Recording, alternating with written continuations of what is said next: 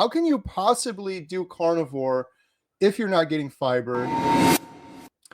Hello and welcome, Carrie here from Healing Humanity, the Power of a Proper Human Diet. And today I'm thankful, grateful, blessed, and honored to welcome Dr. Tony Hampton back to the channel. Dr. Hampton, how are you? I am having a great morning. Always happy to come to your channel and talk about whatever the crowd is needing to hear. So happy to be here, my friend. Let's chop it up. Well, I appreciate you. And what I'm interested in chatting with you about today is something I've been digging into very deeply lately, and that is fiber. And I get so many comments from people on my YouTube channel, and one of their big concerns is oftentimes fiber. How can you possibly do carnivore if you're not getting fiber? The mainstream message we've heard over and over again is that you need fiber. And there's a big study that recently came out, an umbrella review of many different meta-analysis that had 17 million people in it. And there's people that are saying, well, there's so many people in this study, it's got to be important. But I guess my question for you are, what are your thoughts on fiber? Is it really that important? And how could we be so wrong with all of the nutrition studies and science that we hear on the news over and over again that you need to have fiber or you're going to die younger is basically what we're hearing. Yeah, well, it starts with the headlines not being reflective of the dietary patterns that we enjoy in the low carb, keto, and carnivore community. And with that dietary pattern, we really just don't need fiber. And so a lot of times the studies that they're looking at are people on a conventional standard American diet. And in that setting, you could argue that they may benefit from fiber because the dietary pattern they're eating is totally not the best diet for your gastrointestinal tract. So, the first thing many people have already heard, but I have to say it again, is that fiber is not an essential nutrient, meaning that your body can thrive just like a lion or tiger without any fiber. We do need essential amino acids, and we think about protein and we think about essential fatty acids, which is fat, which is why when you eat a ribeye or ground beef, you get all the things you need to live. The only thing that plants do is give you some residue that you have to get rid of. So people who eat plants with a lot of fiber will have more stool to get rid of. But that is not the goal. The goal is to have a comfortable, effortless elimination. And if you have a comfortable, effortless elimination, which you can certainly do on an animal diet, there's no need to have all that extra fiber. And there are a lot of things that make people nervous because they've been taught year after year about the same concepts. They'll say, well, if you have less frequent bowel movements, that means you're constipated, but that's absolutely not true. Constipation is when you have a hard bowel movement that's maybe painful, maybe you're straining, or you're just feeling like you've had an incomplete bowel movement. That's what really defines constipation. So we have to be careful about our definitions. And if I'm on a meat-heavy diet, if I'm a carnivore or on a keto diet that's heavy on animal protein, my stool volume will shrink because I don't have all that indigestible food like fiber in my diet. So I don't have to have a lot of bowel movements. I'm literally absorbing almost everything that I've consumed. So today's video is sponsored proudly by ButcherBox. They recently launched a new initiative where you can support your local USA American farmers. Support American farmers with this new US pasture-raised beef from ButcherBox. This is USDA choice meat. Look at this ribeye. It's absolutely fantastic. The cows are never in feedlots. They're pasture-raised. There's no antibiotics, no hormones. You're supporting a local American farmer. I get so many people asking me, how can I do that? Now you can do it with ButcherBox. There's more details, including a really special offer if you use the link in the description below. Thank you so much for watching. Now back to today's video. So I think people need to understand that your stool quality and frequency will change. And when you're on a carnivore diet, you have to mitigate some things. For example, hydration and electrolytes. There, you have a different need for that than a person on a plant diet. So, and those things, electrolytes and hydration, are more effective and more important for a person on a carnivore diet than fiber. So, And that's because when you're on a low carb keto or carnivore diet, your insulin level is going to be really low. In fact, we measure insulin levels in the clinic to make sure that it's low. And if it's low, you're going to increase the loss of water and salt, right? Via the kidneys. And when you increase the loss of water and salt, you just got to replace it. It's very simple. And people say, well, every dietary pattern has issues. Well, the issue we have is that we have to replace our electrolytes and our water. So we tell people to salt to their thirst, and make sure you start your day with fluids. I've already had a whole, 16 ounces of water before we even started this recording, which is in the morning. And I'll also make sure I have my salt or electrolytes to go with it. And for those few people who struggle, because you lose magnesium as well, you need to just add some magnesium glycinate. That'll keep things flowing. So, and the other thing that people need to understand if you're on a carnivore diet, which is why we talk about things like ruminant meat and fatty meat, we need fat, because fat is another thing that'll make sure you have normal bowel movements. So if you're on a low fat carnivore diet, that's not going to work. So why do we need fat? Because we have a gallbladder under our right rib, and that gallbladder has to release bile to help us digest certain types of food like fat and cholesterol. But the good thing about bile and those types of things, it's almost like grease for the intestinal tract. It makes things flow better.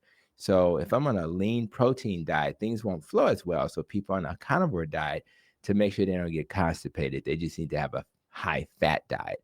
And I think another thing that comes to mind, particularly for us people with stomach issues, we worry about our microbiome. They say your microbiome has to be diverse. And the reality is, yeah, maybe it needs to be diverse if I'm on a plant diet, because there's so many different types of plants. But when you're on an animal-based diet, you don't need that diversity. And what's cool about not having that diversity is that a lot of the plants have these fermentable fibers that or bacteria that appear. And what happens is you're going to get a lot of bloating with these fermentable fibers. But when you're on a dietary pattern like carnivore, you're not going to have as many fermentable fibers, so you don't get as much bloating. And as you know, Carrie, we both had GI issues in the past, and we don't have all that fermentation going on. And when that is not going on, guess what? Your gut is happier. I'm not bloated. So people who have like IBS histories and things like that, they do much better on a dietary pattern where their microbiome is actually less diverse. Who knew that that was a better model? But we live in a world where they think microbiome diversity is important. So it's almost like you have to rethink how you think about your digestive system in this lane of carnivore, because it'll help you. But the key is to understand why. And the last thing I'll say is, there's a lot of stuff out there about fiber and cancer and things like that, but it's really important to understand that much of the studies that talked about fiber preventing cancer, again, was based on folks that was on the standard American diet, number one. Number two, a lot of that was observational research. It was not the randomized controlled trials that show cause and effect. So when you factor that in and realize those studies weren't even really quality studies, and then when you look at quality studies, you find that the link between animal protein and cancer is, for lack of better words, just not high quality studies. So I just think that a low inflammatory diet, one that reduces your insulin and is nutrient dense, is the key to having normal bowel movements. And you don't need fiber for any of that. So my final statement is this: if you salt your food, you make sure your electrolytes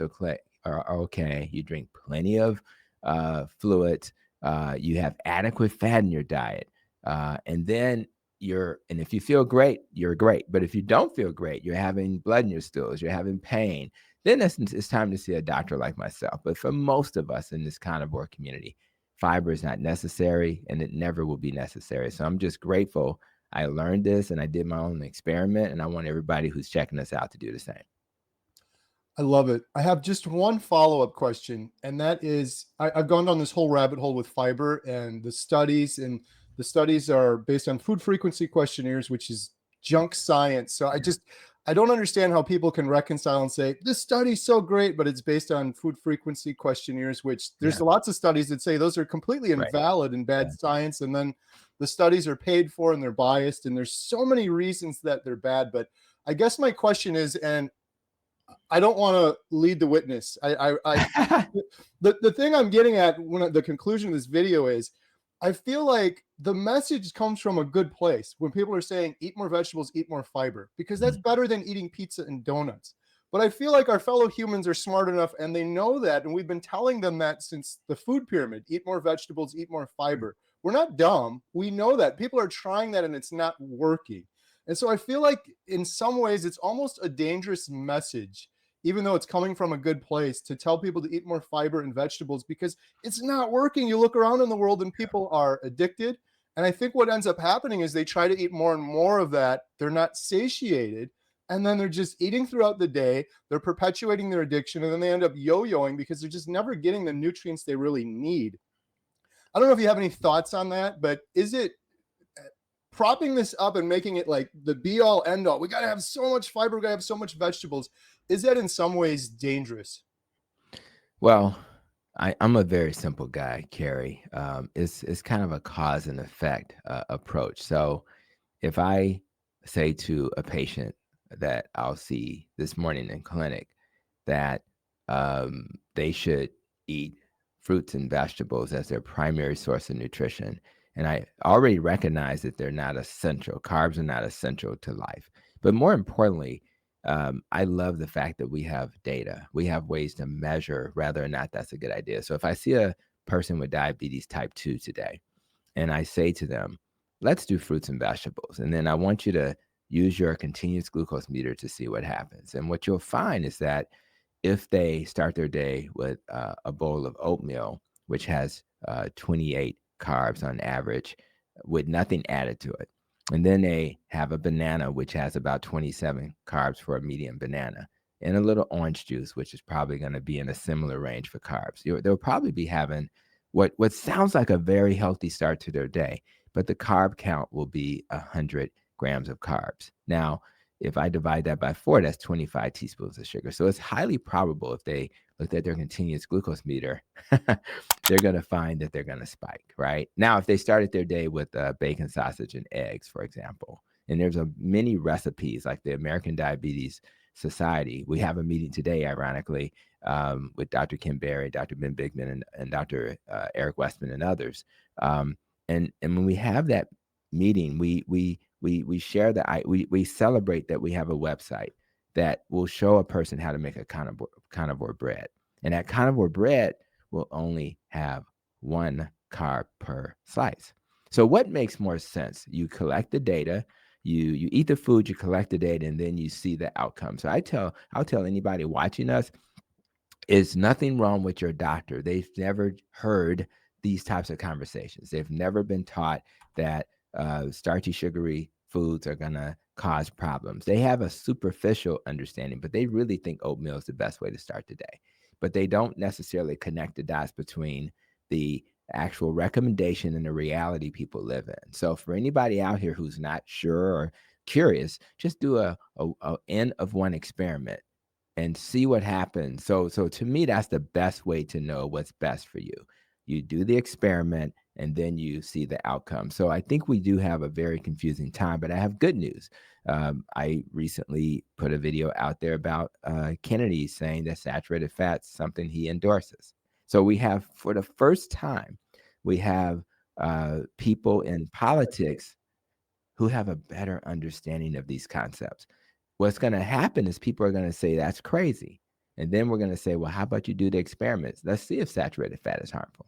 And the reality is they're going to find it's not only not harmful, but it's actually beneficial. That's in the setting of a clean, low inflammatory diet like low carb, keto, or carnivore. In the setting of the standard American diet, it's possible it's not healthy. But in the community that we live in, we know that saturated fat will not spike. Of all the things that affect your blood sugar and your insulin, saturated fat has the least effect. So what we try to tell people, eat the foods that don't spike your sugar, which then end up spiking your insulin. Let's not do that. And if that ends up being saturated fat, you've won. And what happens is we have to then teach the nutrition professionals. and then teach the doctors and the advanced practice professionals. And thankfully, we have people like Michelle Hearn, who's also part of the American Diabetes Society, who already understand that. We just need more nutrition professionals like her. So I understand why people get confused, but again, the best way to know what really works is to do an N of 1 experiment. I love it. I really do, because when you go down these studies and there's 17 million people in this study, we equate it to being like more valuable, but those are 17 million different people, different genders, different metabolic health, That's right. different pre-existing conditions. We're going to average all that out and then tell you what to do when you know your body more than anybody. So, and we have the tools now to test those things. So I really appreciate that, Dr. Hampton. I appreciate your advice and you coming on here. Thank you so much.